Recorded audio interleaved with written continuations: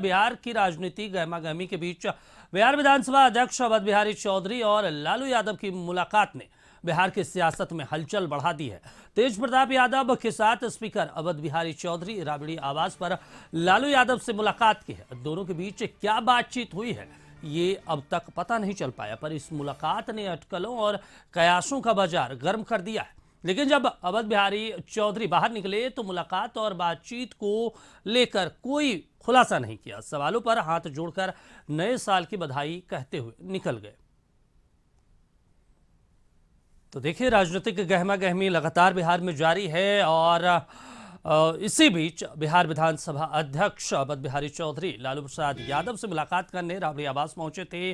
क्या बातचीत हुई अंदर में 15 मिनट तक ये मुलाकात का जो सिलसिला है वो जारी रहा, लेकिन क्या कुछ बातें हुई है ये अब तक बाहर नहीं हो पाया। लेकिन बाजार गर्म है इस मुलाकात के बाद, क्योंकि वो बिहार विधानसभा के अध्यक्ष हैं और जिस तरीके से बिहार की राजनीति लगातार बदल रही है, ऐसे में सभी राजनीतिक दलों की नजरें बनी हुई है।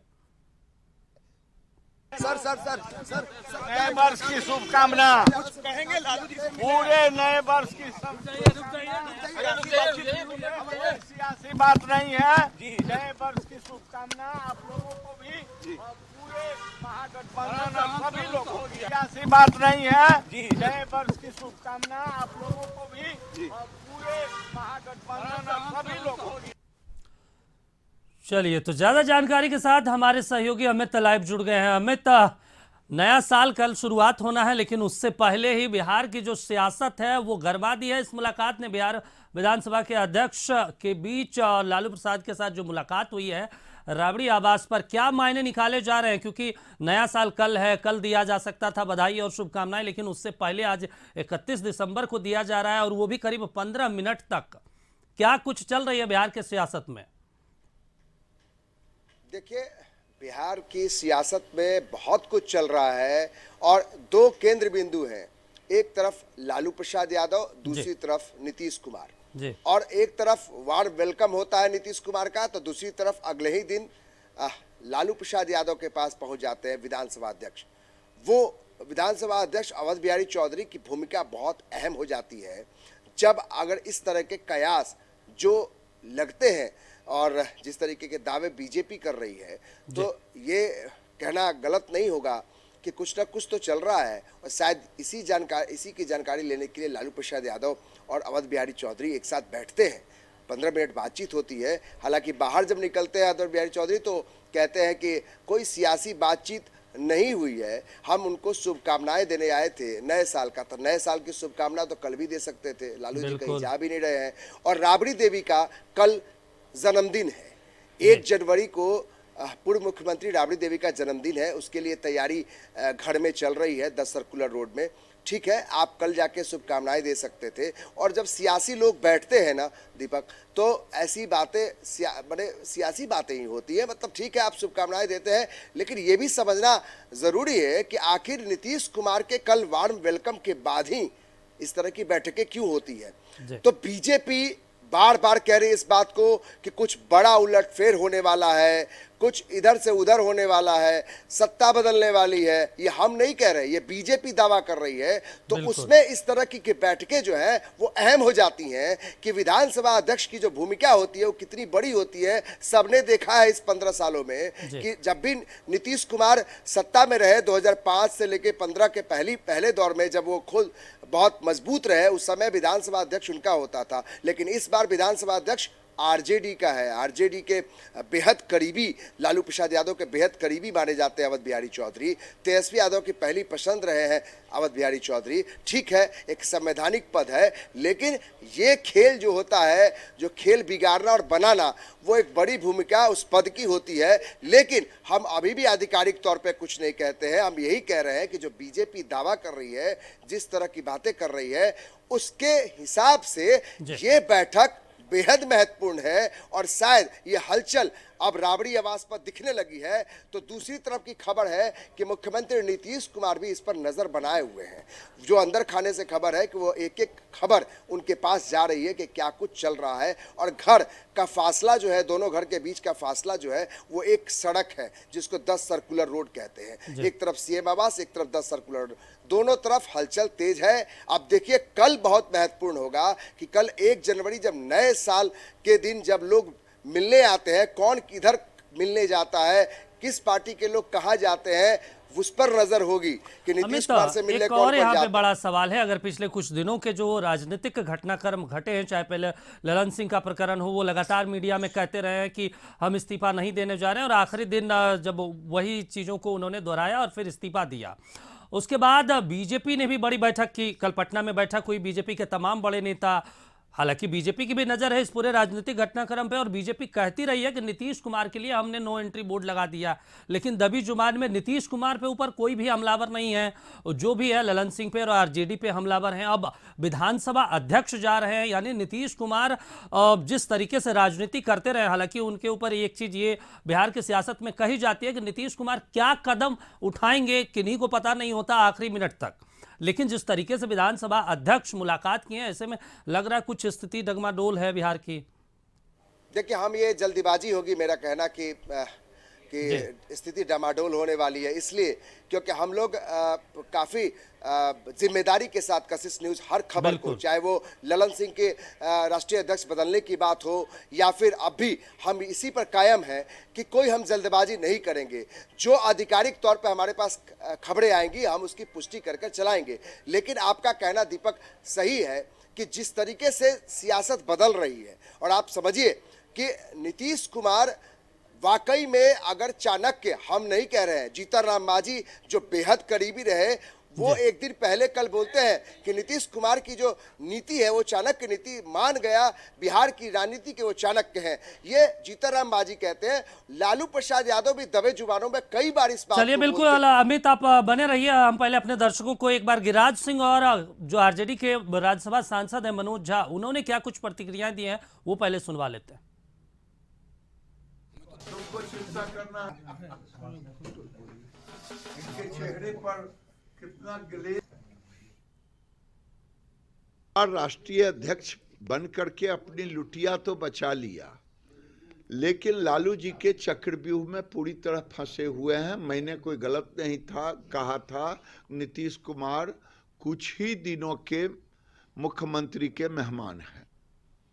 लालू जी किसी भी दिन इनको मुख्यमंत्री पद से हटा सकते हैं और तेजस्वी मुख्यमंत्री बन सकता है।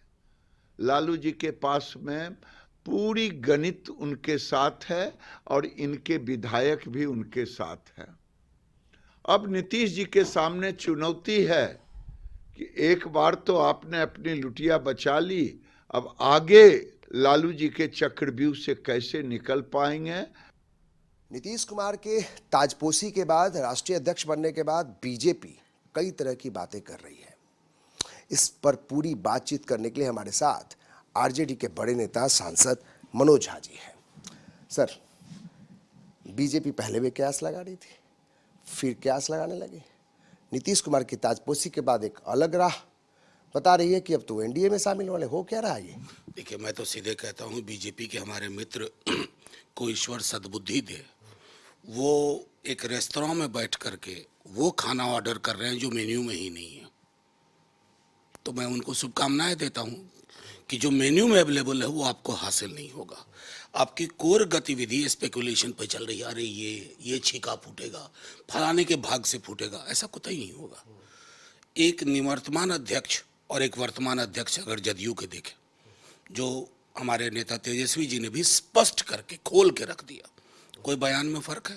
आपने उनका राजनीतिक प्रस्ताव पढ़ा है? वो राजनीतिक प्रस्ताव संघ और भाजपा कि पूरे एजेंडे को चीर के रख देता है। तेजस्वी यादव को मुख्यमंत्री बनाने की, तो ये बात कहाँ से आ रही है? नहीं, मेरा सीधे तौर पे कहना है, कल मैंने जदयू के निवर्तमान अध्यक्ष का बयान पढ़ा। उन्होंने कहा है कि कानूनी कार्रवाई करेंगे तमाम लोगों पर, तो उसका इंतजार करिए ना। तेजस्वी यादव और नीतीश कुमार में ना कोई मनभेद न मतभेद है, एकदम क्लियर है, इंटैक्ट है। 200%। पिछले सवाल में मैंने कहा 0.001, इसमें कह रहा हूँ 200%।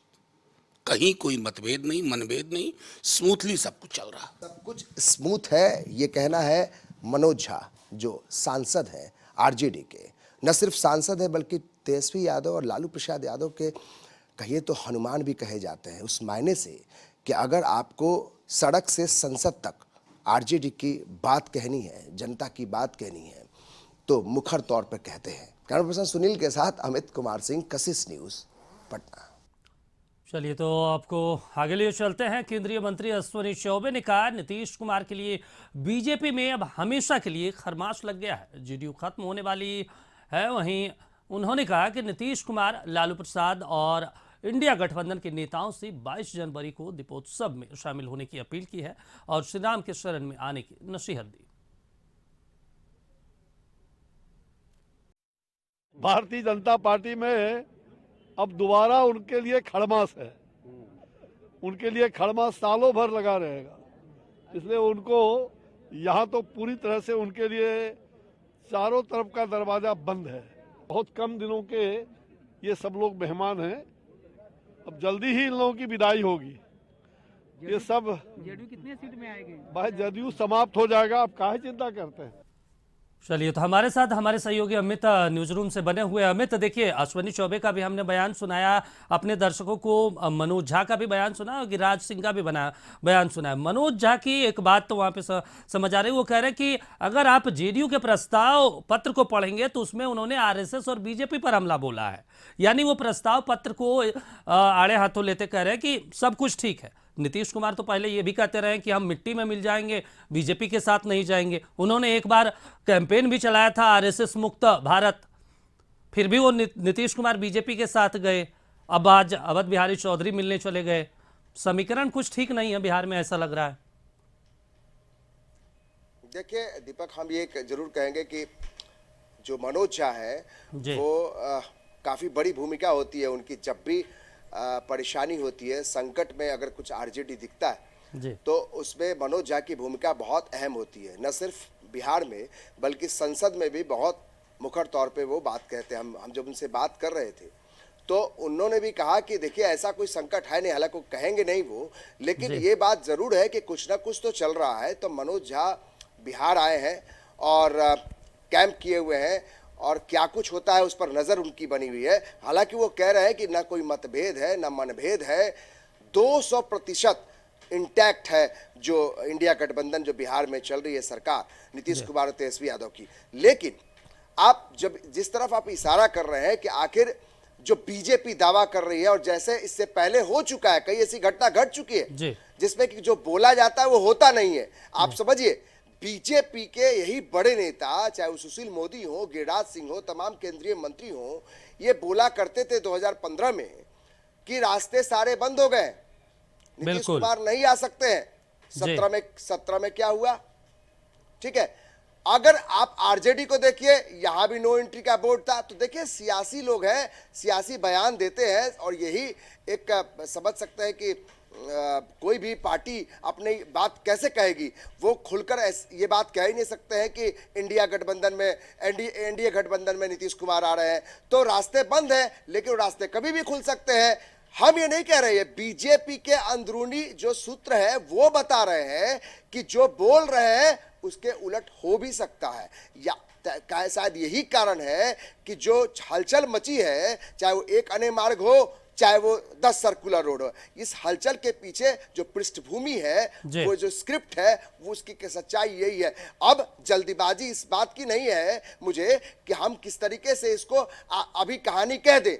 इस बात पे नजर जरूर है कि जो कुछ भी हो रहा है, आप देखिए एक एक चीज बार बार हो रही है। कल नीतीश कुमार आते हैं, वहां पे किस तरीके से होता है, आज विधानसभा अध्यक्ष आते हैं, मनोज झा कैंप किए हुए हैं। तो कुछ ना कुछ सामान्य तो नहीं है।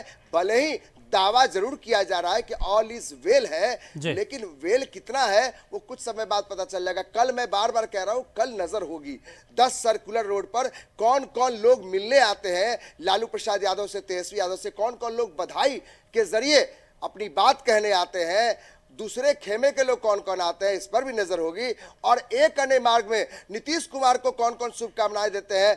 बहाना 1 जनवरी का है, नए साल का है, लेकिन यह भी जानना है कि 2024 सारी नजर उसी पर, सबकी नजर उसी पर है कि चुनाव है, लोकसभा का चुनाव है, और यहां से जो एक अने मार्ग है और 10 सर्कुलर रोड है, इसी पर सबकी नजर होगी। क्योंकि बीजेपी, सबसे ज्यादा बीजेपी की नजर है कि इन दोनों खेमे में क्या कुछ चल रहा है।